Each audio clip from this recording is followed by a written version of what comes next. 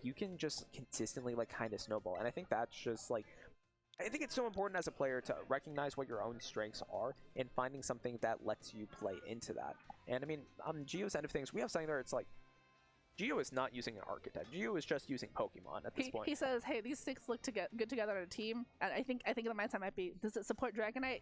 Yes. All right, it goes on a team. Well, because so here's my thing, right? Like I haven't been here for any of the Swiss rounds. Geo and I talk every now and then about the team that he puts together. So sometimes he'll be like, I changed stuff, and I'm like, okay, that's cool. He doesn't tell me what he changes. So for me, the big thing on this is he's using Gambit, and I don't know how I feel about that on here. Yeah. Because King Gambit and Pelipper, like his run this season has, every time I see him play against someone who has a King Gambit and Pelipper, I'm just like, oof, that's true. So you know what? If you can't beat them sometimes, you can join them. Yeah, I mean, one thing too, right? Every other time we've seen Dragonite, there was 11 Dragonite that got points in Fresno. You want to know how many of them had Chen Pao as a partner? 11 of them? Oh, I thought I was going to get. I was doing rhetorically. I thought we all knew that question. Dang.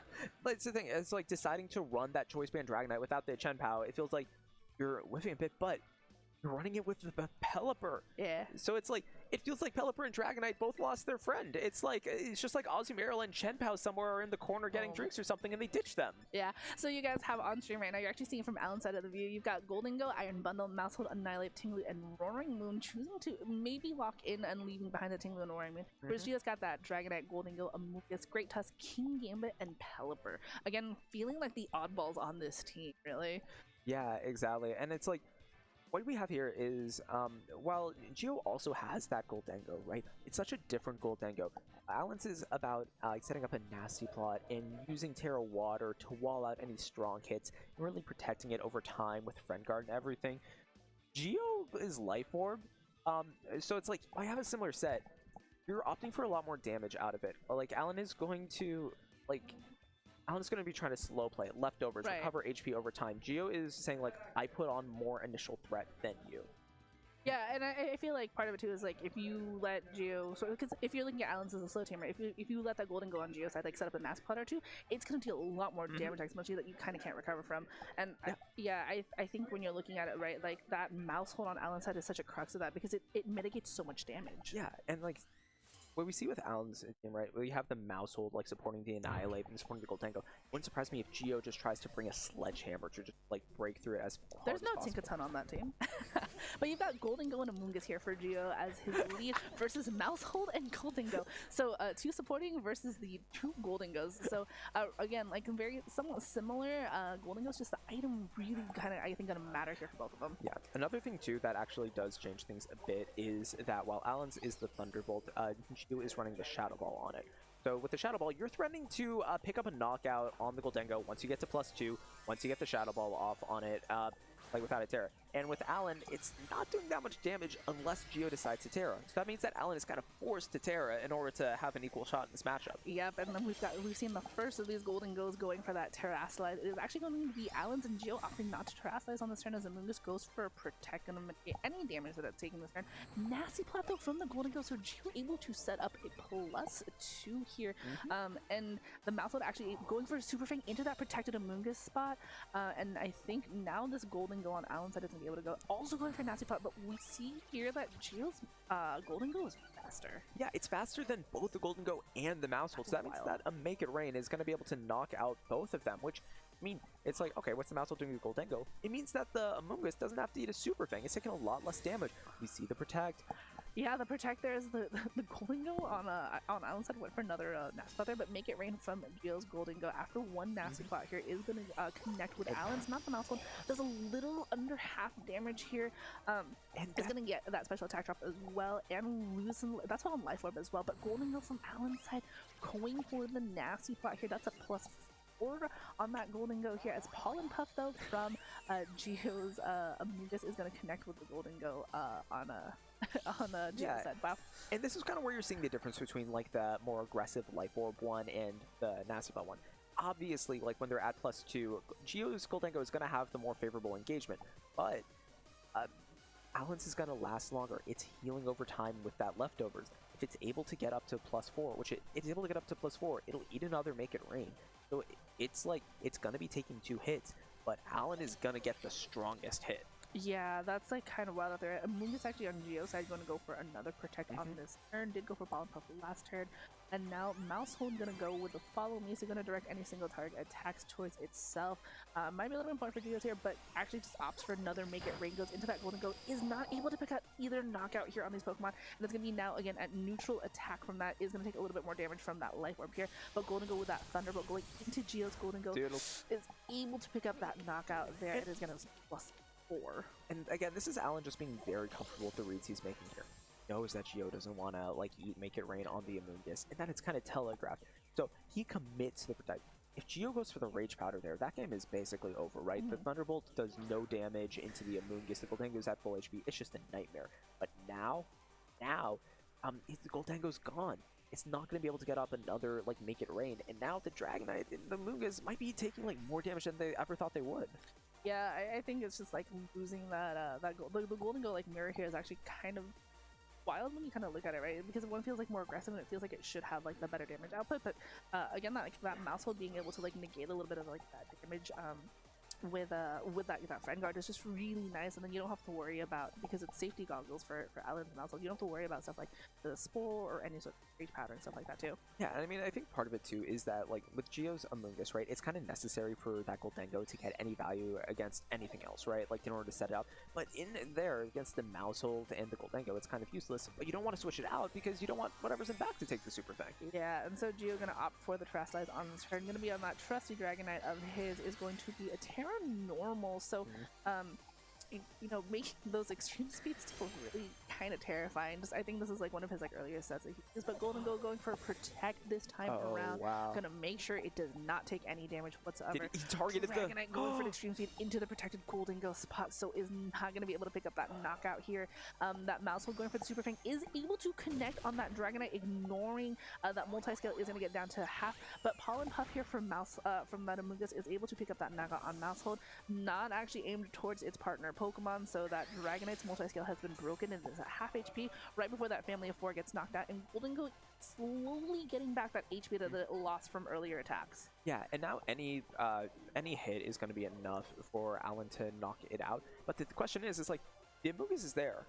How are you getting that next hit?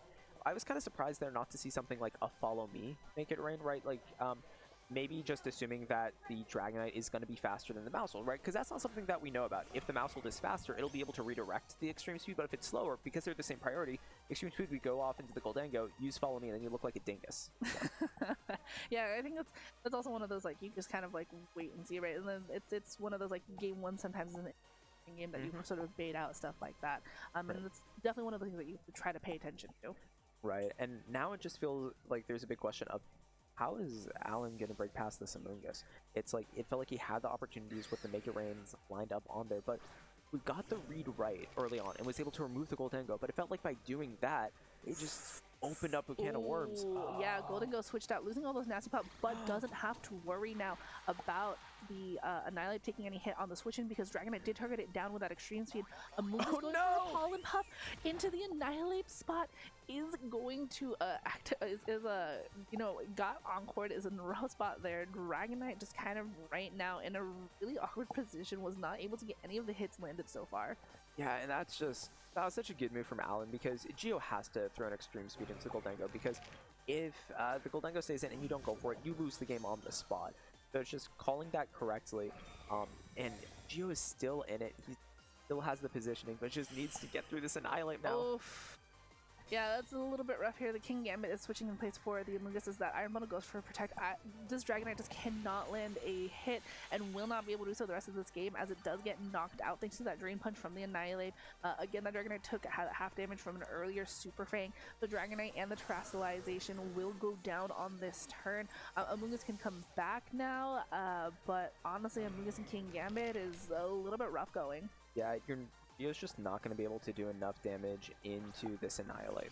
So now all Allan really has to do is just like just do enough damage over time, whittle it down a little bit. Yeah, the Goldengo is useless, but how is Geo ever doing enough damage here. Protect coming out. Oh yeah, I not went for a double protect. Was unable to annihilate though. Able to go for protect. Did drain punch last turn, so I was gonna make sure trying to see like maybe what it's gonna get attacked. But Kowtow cleave here from that King Gambit does a little bit, some decent damage here. But Amoonguss going for Spore into that protected annihilate spot is gonna be unable to put that Pokemon to sleep. Yeah, Protector was interesting. I think what Allan was trying to go for was baiting out a Protect from Geo's end.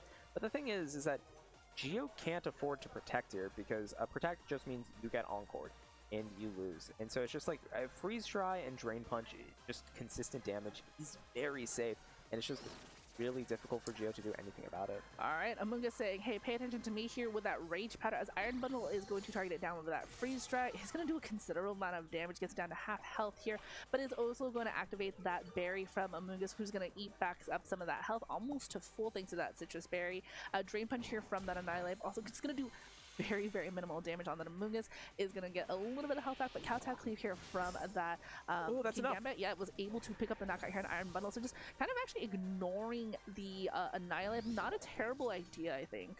Yeah, I mean, like, the thing is like, you have to get into a 2v1 situation, but the big question is like, do you even win a 2v1? Because you powered up the Annihilate.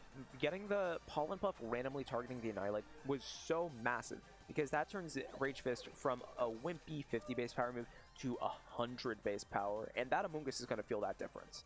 Yeah, it's just a little bit rough too, because I think at some point you have to figure out how when you're going to spoil the Annihilate, but you can't, it never really feels safe to do that. King Gambit actually going for a Sucker Punch this turn. Reads it! Unable to do so because there is nothing there, but as Annihilate's Rage Fist is going to do a considerable amount of damage because of that earlier hit. Amoonguss actually kind of does actually take that pretty nicely. Nasty Plot here from Goldingo is going to bring that back up to a +2 here at 66 HP. Amoonguss going for Spore though is going to be able to put that Annihilate to sleep, so it's going to shut it down for at least one turn to allow Geo to try and deal with his Goldingo. Yeah, now this is, that's a tough spot, right?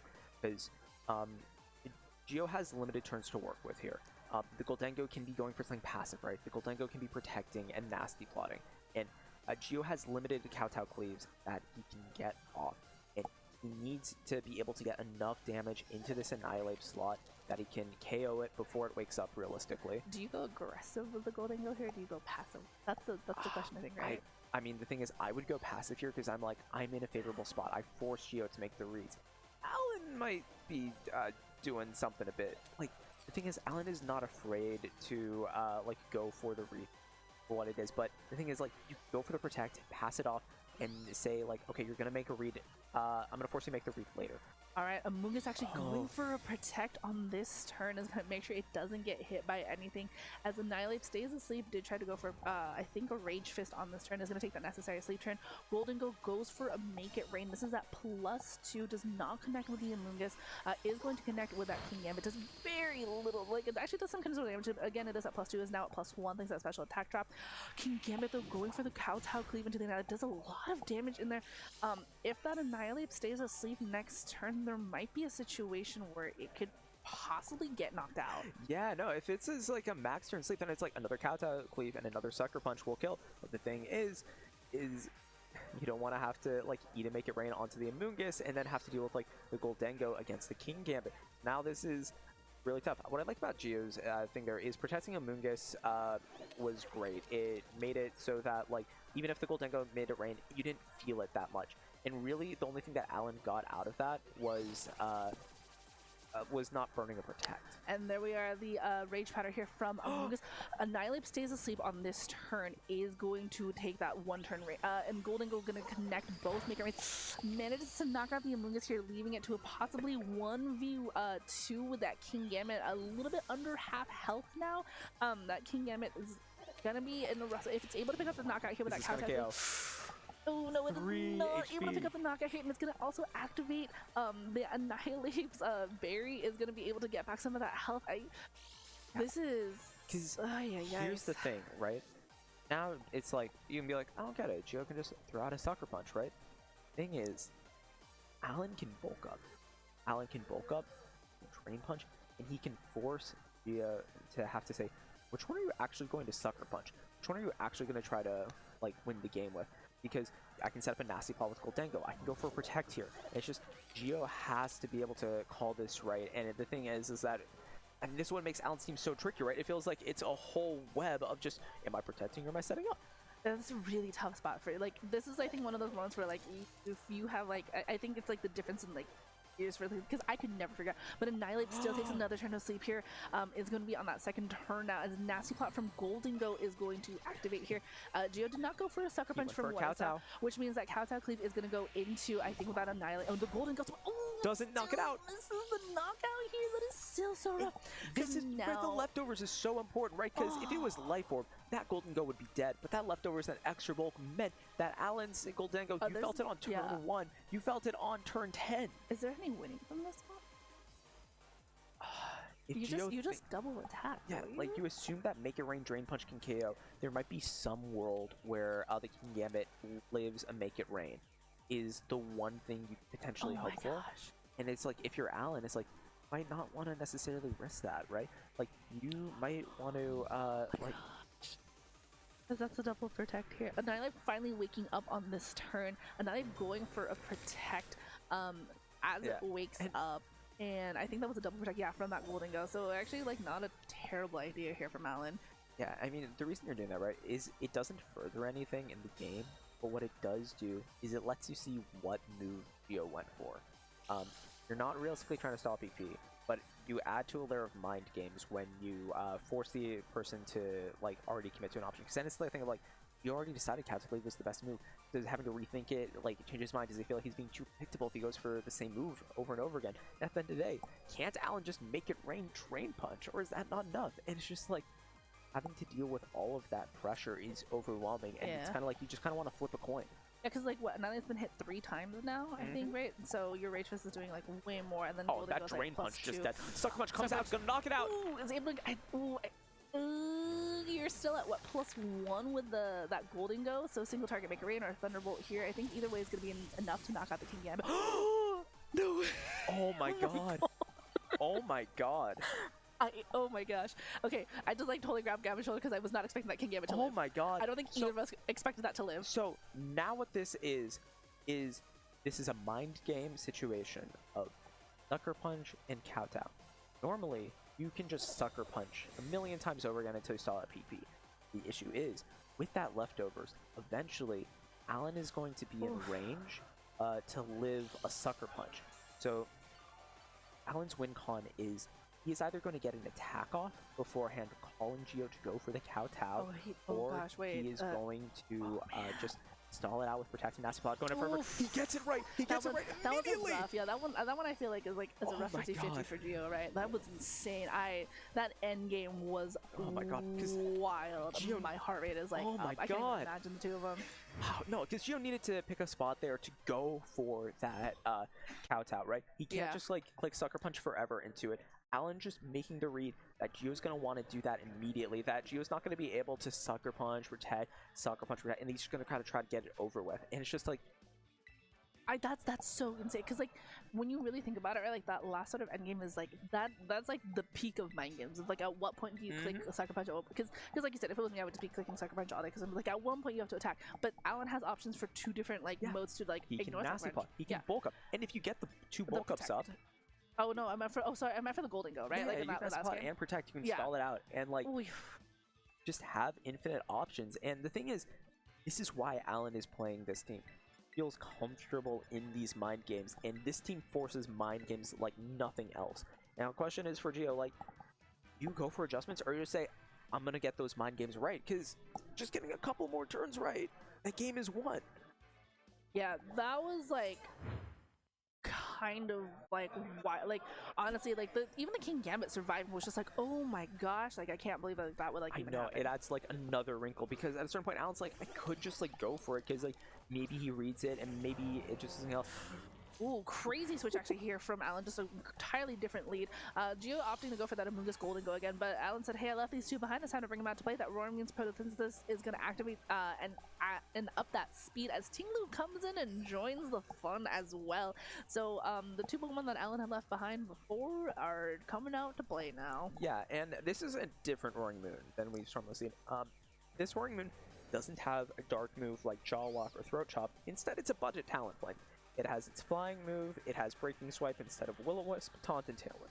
So, it's going to shut down that Amoonguss. And I think Allan's game plan here is pretty simple. Like, remove the Amoonguss, not a threat. Tinglu beats the Goldengo. Yeah, and Goldengo is actually just saying, hey, I'm gonna leave because I'm not comfortable staying in this. But Great Tusk is gonna come in and join us as well. So another player that was left behind us. Roaring Moon actually goes for a Taunt into the Amoonguss, is going to make sure that those spores and those rage powders are not gonna connect with anything, as Tinglu goes for Stomping Tantrum into what was that Goldengo spot. Still does some pretty decent damage here, and Amoonguss gonna get locked out of this turn thanks to that spore from for that taunt from earlier. Yeah, I really like the switch from Geo, because the thing is that if you keep the Goldengo in there, yeah, you can try to like force it, but it's never gonna work. So it's just cut your losses, take that bit of chip damage on the Great Tusk, move on, and try to reposition it so that the Goldengo can get that value later. And now, like, the Roaring Moon is still pretty strong, but it's not a death sentence. Yeah, and I think now it's like one of those things where it's like, oh, Roaring Moon can get hit by Headlong Rush, but if you Terrorize it, it cannot get hit by that. It becomes like, now it seems like more and more that like Allan's actually very good at like playing these sort of like mind games where you're forcing your opponent to really think about what they're committing to. Yeah, exactly, because you don't have to Terra here. I mean, and also like Geo could just be going for a Rock Slide, and it's like, I either get the read right or you flinch. Yeah. Amoonguss said, hey, I hate taunt, I'm gonna leave, and King Gambit is gonna come back onto the field. So was able to put in a lot of work last game. We're gonna see if it's able to still have that same burden. We are gonna see a Terrastalize here from Allan, and it is gonna be into that Roaring Moon. The Roaring Moon says, hey, those Headlong Rushes, nah, don't even worry about it, fam. I'm flying now, and it's actually also gonna get a boost. It has Acrobatics access as well. It would get that boost because of that boost energy, but Roaring Moon going for a Breaking Swipe. Oh my god, but activating the Defiant! I was saying the Defiant activation here is going to matter, because King Gambit says, oh, you're gonna drop my attack? You thought. It is gonna be a +1 now here. Great Tusk actually opting for close combat instead, is able to pick up the knockout, that critical hit. Just so good for that, as the defense and special defense is gonna drop for Great Tusk, which might matter later, but hey, you got rid of Tinglu. Because the reason Allan went for that Breaking Swipe, right, was to make it so that the Tinglu could live close combat, and it covered basically every option. But besides the crit, it didn't cover that very well. It's really difficult to cover like for critical hits, right? You just like, how many times have you said I live this unless it's a critical hit? Yeah, so it's just like you can't cover it, so you don't. But now it's just like, now this went from like a spot where it felt like Allan was in the driving seat to that's a +1 King Gambit. Yeah, and Great Tusk says, oh man, those defenses dropping, I don't want to deal with that either. So he's going to get switched out. Amoonguss is coming back out onto the field, said, hey, I was here the last time, you gotta miss me again. And actually Geo opting now to go for his own Terrastalization is going to be into that King Gambit, which is actually going to be a fairy type Terrastalization here, so that it's going to shake off some of that darkness, bring in a little bit of pink into its life, get that fairy typing, which normally it hates so much to face down against. And Roaring Moon, Acrobatics, if that goes into the Amoonguss, it's going to be a really rough. So, oh my god, the Amoonguss is able to hold on. This is even after like that boost from the from the boost energy being consumed. Wow. Amoonguss is like, oh, I guess I gotta eat the citrus berry now. But Annihilate taking this turn to go ahead and go for a bulk up. But King Gambit is still able to go for a turn right now. It is at +1, so is going for a Kowtow Cleave into that Roaring Moon. Just barely misses a knockout on Roaring Moon. Are we gonna have even more Sucker Punch mind games?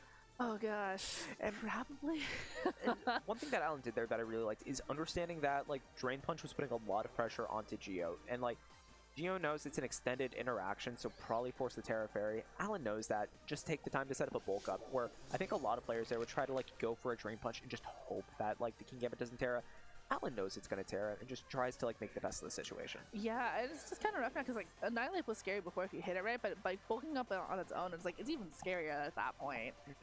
Yeah, so I think it's just kind of like an interesting spot where like that Amoonguss was able to live, but was forced to sort of eat that berry. I mean, if you could switch it out, sure, you get the regenerated, but it's actually going for a protect on this turn. So it says, hey, if you want to knock me out, you gotta wait an extra turn to do so. As Roaring Moon takes this turn to go for the Tailwind. Trying to dodge the Sucker Punch, yes, but we didn't see Sucker Punch fail. It was already like that. Yeah, bulk up here also from Annihilate. So now I'm saying, you know what, I'm just gonna take up another turn, get the extra. So it's a +2 defense now. But Terra Blast from King Gambit, it is Terra Fairy, everybody. I would just like to remind you, this is a Fairy Terra Blast. Is not able to quite pick up the knockout here on Annihilate.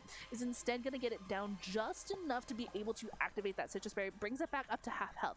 And that might be a 2 KO. Yeah, this is gonna be an interesting like situation.